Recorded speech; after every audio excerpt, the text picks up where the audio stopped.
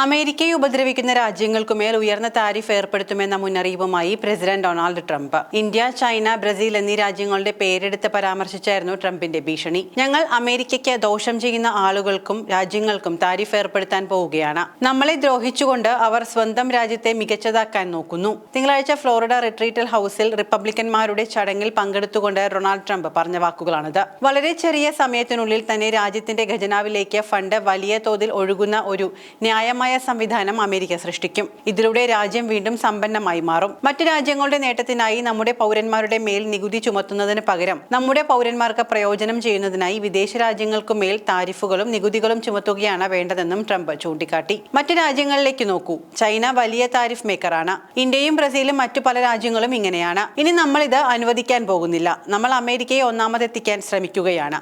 മറ്റു രാജ്യങ്ങളുടെ tariff വർദ്ധിപ്പിക്കുന്നതോടെ American തൊഴിലാളികൾക്കും വ്യവസായങ്ങൾക്കും മേലുള്ള നികുതി കുറയും. വൻതോതിൽ ഫാക്ടറികളും ജോലികളും നാട്ടിലേക്ക് തിരികെ വരുന്നതായിരിക്കും ഇതിന്റെ അനന്തരഫലം. താരിഫുകൾ ഒഴിവാക്കണമെങ്കിൽ കമ്പനികൾ യുഎസിൽ നിർമ്മാണ പ്രവർത്തനങ്ങൾ ആരംഭിക്കണമെന്നും ട്രംപ് കൂട്ടിച്ചേർത്തു. നമ്മൾ പുറം രാജ്യങ്ങൾക്കും പുറത്തുനിന്നുള്ള ആളുകൾക്കും മേൽ തീരുവ ചുമത്താൻ പോകുന്നു. ഇത് നമുക്ക് ദോഷം വരുത്തും. ശരിയാണ്. പക്ഷേ അവർ നമ്മെ ദ്രോഹിക്കാൻ ഉദ്ദേശിച്ചിട്ടുള്ളവരാണ്. പക്ഷേ അവർ അടിസ്ഥാനപരമായി അവരുടെ രാജ്യത്തെ നല്ലതാക്കാൻ ആഗ്രഹിക്കുന്നുമുണ്ട്.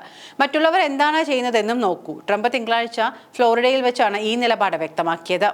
അതേസമയം യുഎസ് തിരിച്ചയച്ച അനധികൃത കുടിയേറ്റക്കാരെ സ്വീകരിക്കാൻ വിസമ്മതിച്ച കൊളംബിയൻ നടപടിയെ ഇറക്കുമതിക്ക് 25% അധിക നികുതി ചുമത്തിക്കൊണ്ടാണ് ട്രംപ് നേരിട്ടത്. അധിക നികുതി ചുമത്തിയതിന് പിന്നാലെ കുടിയേറ്റക്കാരുമായുള്ള വിമാനം സ്വീകരിക്കാൻ കൊളംബിയ സമ്മതിക്കുകയായിരുന്നു. കുടിയേറ്റക്കാരുമായി വന്ന സൈനിക വിമാനങ്ങൾ തിരിച്ചയച്ചത് അംഗീകരിക്കാനാകില്ലെന്ന് പറഞ്ഞുകൊണ്ടാണ് കൊളംബിയയ്ക്ക് മേൽ അധിക നികുതി ചുമത്താൻ ട്രംപ് ഉത്തരവിട്ടത്. ഇത്തരമൊരു നീക്കത്തെക്കുറിച്ച് വൈറ്റ് ഹൌസ് അറിയിച്ചെങ്കിലും കൊളംബിയയുടെ ഭാഗത്തു നിന്നും പ്രതികരണമൊന്നും ഉണ്ടായില്ല. കൊളംബിയൻ തലസ്ഥാനമായ ബൊഗോട്ടയിലേക്കായിരുന്നു അനധികൃത കുടിയേറ്റക്കാരുമായി യുഎസ് സൈനിക വിമാനം എത്തിയത്. എന്നാൽ വിമാനത്തിനുള്ള ലാൻഡിംഗ് അനുമതി വിമാനത്താവള അധികൃതർ നിഷേധിക്കുകയായിരുന്നു.